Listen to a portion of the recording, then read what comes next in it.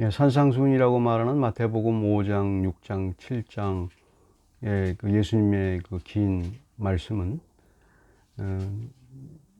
사람들에게 이제 단지 윤리적인 접근으로 많이 오해되어졌습니다. 근데 실제로는 그 윤리적인 접근이라기보다는 하나님의 말씀에서 이제 믿는 사람들이 어떻게 반응하는가, 그다음에 믿는 사람들의 상태가 어떤가, 이걸 말한 것이 더 큰 부분이 있습니다. 그래서 이제 그것이 믿지 않은 상황에서 이제 마태복음 5, 6, 7장 산상수훈을 보게 되면 그냥 그 율법을 행하는 그 윤리적인 어떤 것과 그것을 잘 행하는 사람들의 하나님의 보상, 이렇게 이제 읽기가 쉬운데, 그렇게 읽게 되면은 이제 굉장히 그 잘못 읽게 되는 거죠. 오히려 반대로 믿는 사람이, 정말 예수 그리스도를 주로 믿는 사람들이 율법을 지킬 때 나타나는 현상, 그거를 이제 얘기해 주는 겁니다. 그래서 그 현상이 나타나면 본인이 또 확신이 들게 되죠. 내가 하나님을 믿는 사람이라는 확신이 들게 되지 않습니까? 근데 이제 율법으로, 이제 율법이나 윤리로 접근하는 사람들은 확신이 없죠. 당연히 계속 해도 끝이 없으니까. 그리고 잘못하면 이제 바리새인이 되기 쉽고요. 이제 자기보다 덜 지킨 사람을 향하여 이제 손가락질하기가 쉽죠. 그렇게 되는 프로세스가 있습니다. 그러니까 자기 마음의 변화를 받는 것이 굉장히 중요한데, 그래서 믿는 사람들의 상황이 어떤가, 이제 그거를 잘 살펴보면 굉장히 커다란 보화와 같은 그런 말씀이 있습니다. The Sermon on the Mount, Matthew chapter 5, 6, 7 has been misinterpreted as the need to act on human morality and not to truly hear God's word. Today's verses are the very last part of the Sermon on the Mount. 24절, 26절에 이제 동일하게 반복되는 말씀이죠. 이제 뭐 여러분 잘 아시다시피 이제 산상수훈 맨 마지막 부분입니다. 맨 마지막 부분에서 이제 그 말씀을 다 하시고 이제 24절부터 27절까지의 내용은, 오늘 읽은 24절 27절까지 내용은 이제 반석 위에 지은 사람과 집을 지은 사람과 모래 위에 집을 지은 사람이 있는데, 결국 비가 내리고 창수가 나고 바람이 부니까 모래 위에 이제 지은 집은 무너졌다. 간단한 예인데 그 비유가 이제 우리에게 이제 어떤 의미가 있는지 24절, 26절에 동일하게 반복되는 것이 듣고 행하는 자, 그러니까 하나님 예수님의 말씀을 듣고 행하는 자에 대한 표현이 있습니다. 사실 듣고 행하는 자는 이제 모래 위에 짓는 사람이나 반석 위에 집을 지은 사람이나 행한 건 똑같아요. 듣고 행한 건 똑같아요. 행한 건 똑같은데 듣고 듣지 않고의 차이가 있죠. 행한 것도 똑같은데. 그러니까 오히려 모래 위에 지은 사람도 오히려 또 더 잘 지을 수 있죠. 아주 열정적으로 겉모습은 더 멋있게 할 수 있죠. 근데 이제 여기서 이제 표현하는 이제 진짜 그 의미는 이제 산상수훈이 처음 시작할 때 본문을 보면 좋습니다. 산상수훈은 전체 통전적으로 봐야 됩니다. 이때 한 부분만 딱 빼서 보게 되면 이제 오해하기가 참 쉽죠. 산상수훈이라고 명명된 마태복음 5장, 6장, 7장을 전체로 보고, 마태복음 5장에 처음 산상수훈이 시작될 때 예수님께서는 믿는 사람의 기질을 얘기해 줘요. 근데 많은 사람들이 그걸 잘못 생각하고 천성적인 기질로 자꾸 오해를 하죠. 믿는 사람들에게 새로운 기질이 생겨요. 새로운 기질이 생기는데 그것이 자기가 자기한테 있는 걸로 자꾸 생각을 해요. 믿어서 나와야 돼요. 믿어서 나와요. 그것이 바로 이제 잘 아시다시피 뭐 심령이 가난한 자, 그다음에 뭐 그런 게 있지 않습니까? 심령이 가난한 자, 애통하는 자, 온유한 자, 의에 줄이고 목마른 자, 긍휼히 여기는 자, 마음이 청결한 자, 화평케 하는 자, 의를 위하여 박해를 받는 자.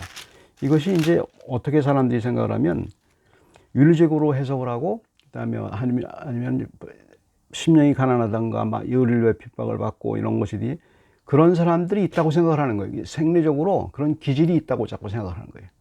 이거는 절대 생리적인 기질이 아니고 주님을 믿을 때 생기는 기질이에요. 어떤 사람이라 할지라도 이제 생기는 기질을 얘기하는 건데, 사람들이 많이 오해를 하죠. 믿지 않게 되면 이 기질이 있을 수가 없죠. 비슷한 흉내는 낼 수 있어요. 이제 천성적으로 마음을, 화평을 좋아하는 사람이 있지 않습니까? 예를 들어서 화평케 하는 자는 복이 있다고 하는데 천성적으로 평화하는 사람이 있어요.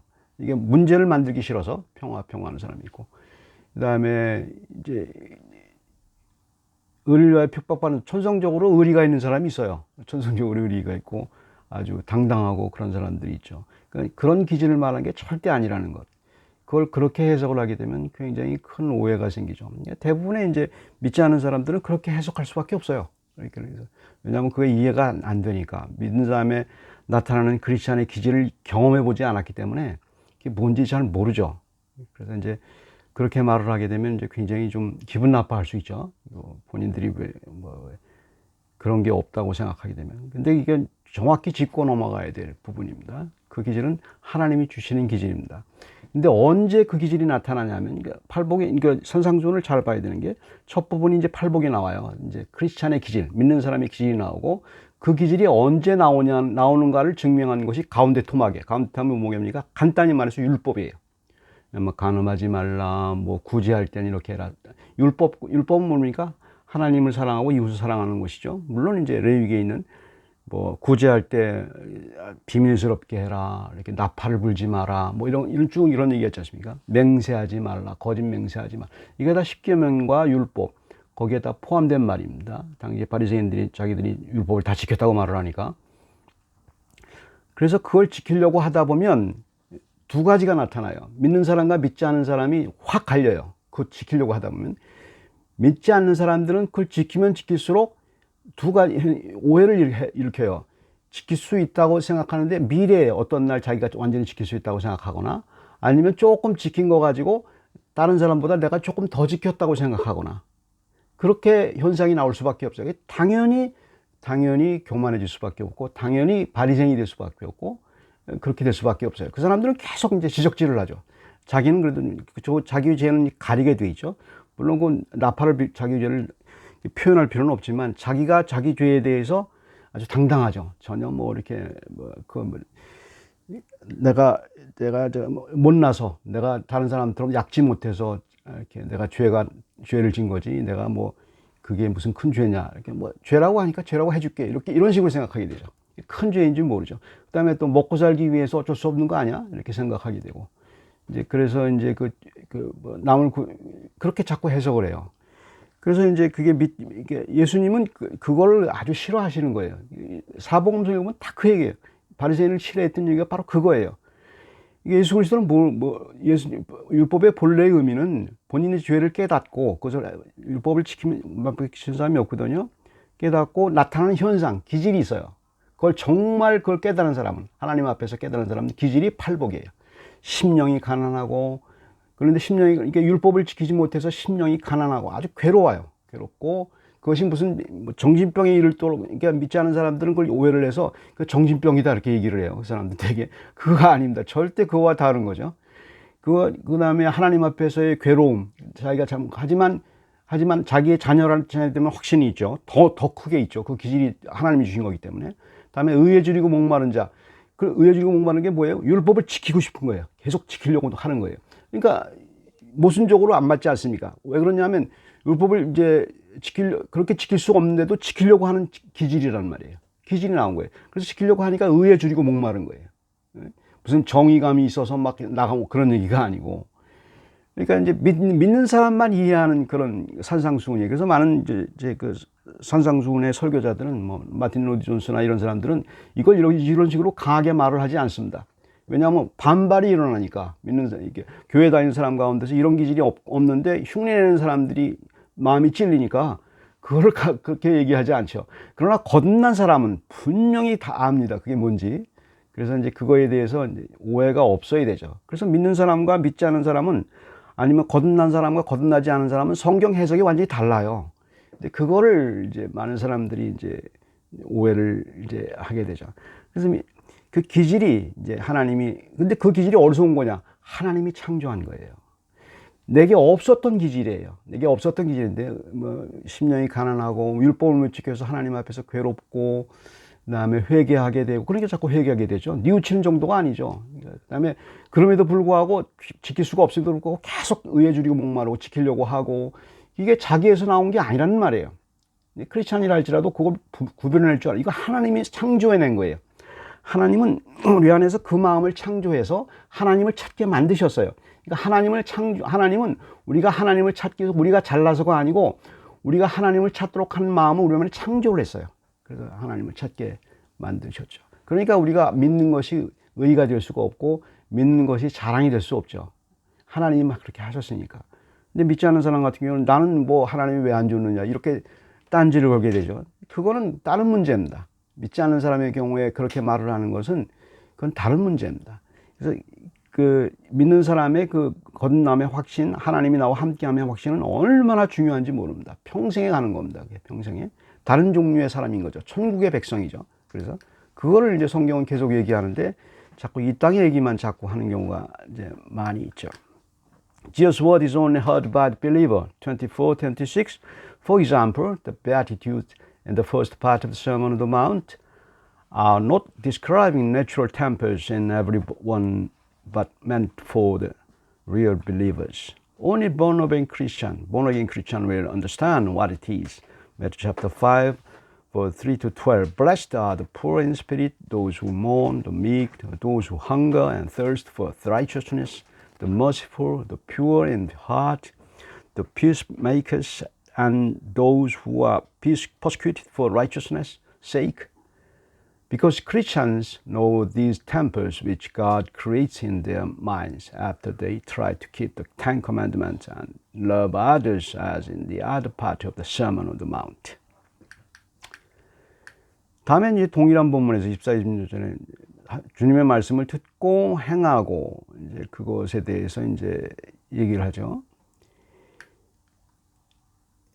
그러니까 이제 듣고 이제 행하는 사람, 행한 것은 똑같이 해요. 크리스천 라이프로 말할 수 있죠. 믿는 사람들의 신앙생활이라고 말할 수 있죠.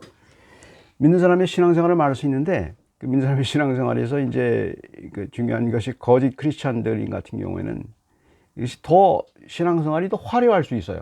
왜냐하면 이제 자기가 생활을 그 사람들은 하나님을 믿는 자기 의에 집중을 하기 때문에 내가 너보다 잘 믿는다는 것을 증명하는 방법으로 신앙생활을 할 뿐이고, 신앙생활을 해도 이제 주님의 말씀과 달라요. 어떤 신앙생활을 하냐면은 신앙생활의 유익만 쫓아요. 그게 무슨 하나님에 대한 것이 아니고, 하나님의 정체를 모르니까 그 사람 심의하니까.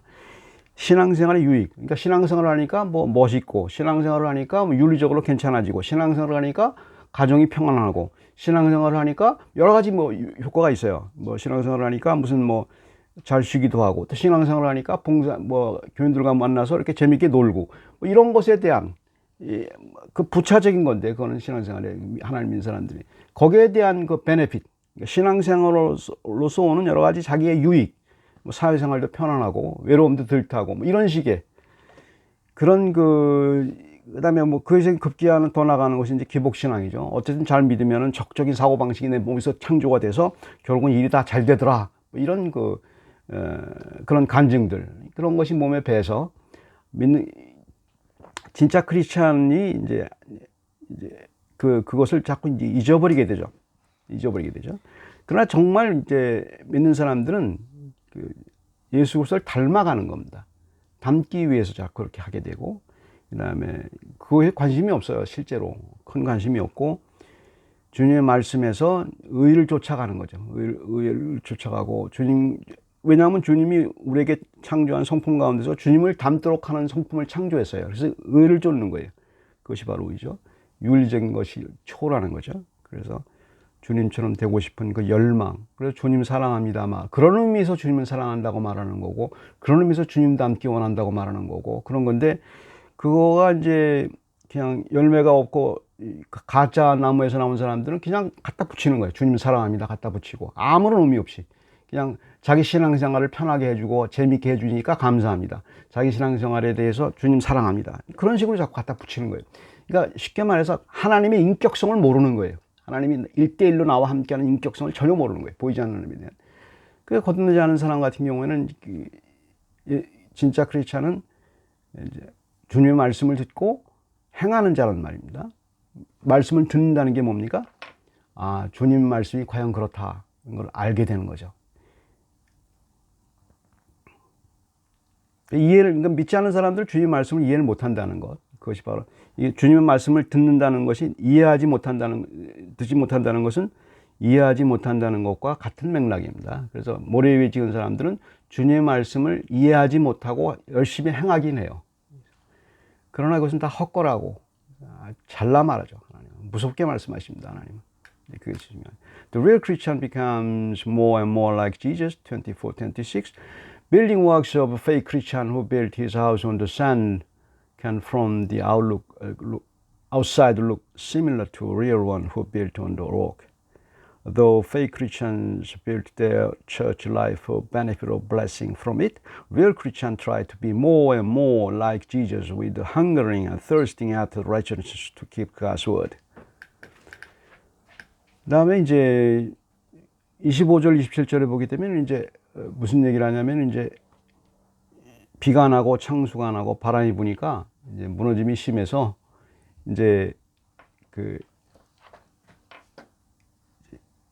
모래 위에 지은 집은 무너지고 반석 위에 지은 집은 그대로 서 있다. 이제 그런 이제 그림을 이제 예수님께서 설명하시죠. 비가 나고 창수가 나고 바람이 분다는 것은 이 세상의 환난이면서 동시에 죽고 난 다음에 심판을 말합니다. 두 가지가 동시에 이제 해석이 가능합니다. 이 세상에서의 환난이 계속 오죠. 심판 같은 환난이고 믿는 사람이나 믿지 않는 사람이나 똑같이 환난이 옵니다. 믿는다고 해서 환난이 안 오고 그렇지 않아요. 똑같이 어떤 경우는 또 심할 수 있습니다. 그런데 이제 그것이 이제 해결된 거죠. 그래서 믿는 사람도 뭐 간단히 말해서 믿는 사람도 세상의 그 세상의 스트레스 때문에 당하는 현대의 병이 뭡니까? 우울증 아닙니까? 디프레션. 우울증이 걸리는데 믿는 사람도 우울증이 걸릴 수 있어요. 근데 이제 잘 믿지 않는 사람, 믿는 사람이 우울증 걸리면 안 된다고 생각하죠. 마음이 약한 거고 신앙이 없는 거로 그렇게 이제 표현을 하죠. 그게 이제 참 어리석은 사람들의 그런 표현이죠. 그게 팽배해 있어요. 그게 참 잘못된 기독교인의 그 태도인데 팽배해 있어요. 그래서 믿는 사람도 우울증에 시달릴 수 있습니다. 뭐 스펄전도 우울증에 시달렸고 신앙의 많은 위인들이 이제 우울증에 시달린 것은 역사가 증명하지 않습니까? 그런데 그 사람들의 특징 이제 그 다른 점이 있습니다. 믿는 사람들은 이제 세상의 고난과 환난 가운데서도 계속 죽게 되니까 무슨 얘기냐면 자기 삶을 파괴하는 쪽으로 가게 돼 있어요. 결국은 이제 결국 급기야는 자살하게 되고 이제 이렇게 되죠. 뭐 자살이 꼭 죄다 아니다 표현할 수는 없지만 지금 상황에서 계속 자기 삶을 파괴하는 쪽으로 우울증에 걸리게 되면 믿지 않는 사람들은 그렇게 가게 돼 있죠. 당연히 그렇게 가게 돼 있죠. 환란을 그게 무너지는 겁니다. 그러나 우리는 반석 위에 서 있는 그게 뭐냐예요. 신앙이고 그게 바로 예수 그리스도의 말씀이에요. 예수 그리스도의 말씀이에요. 예수의 말씀에 뭐가 써 있어요? 점점 더 예수님을 잡게 돼 있어요. 죽음을 떠나서 믿는 사람이 환란이 더 유익인 거예요. 그래서 믿는 사람에게는 우울증이 더 유익일 수 있어요. 우울증이 걸렸을 경우에 정말 믿는다면 예수님을 더 찾게 돼 있어요. 예수님을 더 찾게 돼 있고 그다음에 예수님을 더 닮기를 위해서 애쓰게 되고 고통스럽죠. 하지만 그것을 알고서 본인이 그렇게 하고 있는 것을 알고 더 분명한 확신이 들게 되죠. 주님이 나와 함께 한다는. 왜? 주님을 쫓고 있으니까. 그 주님을 닮기 위해서 쓰고 그 다음에 죽어서도 욥의 고백과 똑같습니다. 내가 죽어서도 몸 밖에서 내가 하나님을 보리라. 이런 강한 주님에 대한 강한 사랑이 있게 되죠. 그것이 바로 믿는 사람이 본인 내에서 나오는 기질, 팔복에서 나오는 산상수훈에서 나오는 그 기질에서 나오는 현상입니다. 그래서 믿는 사람들은 끝까지 승리하게 되는 겁니다. 그런 의미에서 승리를 말하는 겁니다. Even real Christians have depression in the pressure of this life. 25, 27. The rains, the floods, and the winds can symbolize both pressures of life in this world and the ultimate test of God's judgment after death. Beatitudes have often been misunderstood as human depression and applied to weak-minded people. The difference between Christians' depression and others is that the latter can lead to destruction of life, whereas the former two taking after Jesus more. Let's pray. 하나님 아버지 감사합니다. 저희들에게 주님이 주시는 성령께서 저희들에게 주신 그 놀라운 하나님을 사랑하는 그 기질, 그리고 하나님을 찾는 기질, 예수 그리스도를 찾는 그 기질을 주셔서 말로 다 할 수 없는 감사가 있습니다. 결국 저희는 죽으나 사나 예수 그리스도와 함께 있다는 그 근거가 이게 신앙생활에서 있다는 사실을, 믿지 않는 사람과 다르다는 사실을 알게 돼서 정말 감사합니다. 주님 저희를 끝까지 버리지 아니하시고 끝까지 지금부터 영원까지 지키시는 하나님의 놀라운 사랑을 감사드립니다. 예수 그리스도 이름으로 기도드립니다.